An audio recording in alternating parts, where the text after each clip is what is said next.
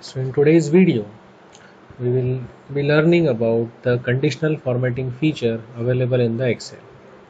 So let's say you are evaluating a particular, say, exam paper, and you have given total marks is out of 25, and say students scored, say, the marks between range 5, 6, 9, 10, 12, then 16, then 4, then 7, then 9, then 22, 25, and say last is 18. So these are the range, these are the marks stored by various students.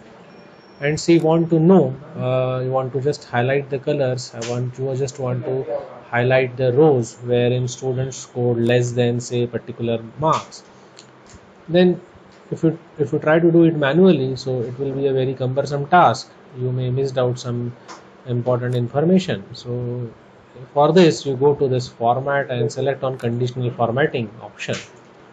So in this conditional formatting, you can say select like highlight the marks which are, say, less than 10, and you can say highlight it by color yellow, and you click on done. So it will highlight all the marks, all the students marks, which are, say, less than 10. So this is how you can do conditional formatting in Excel sheet.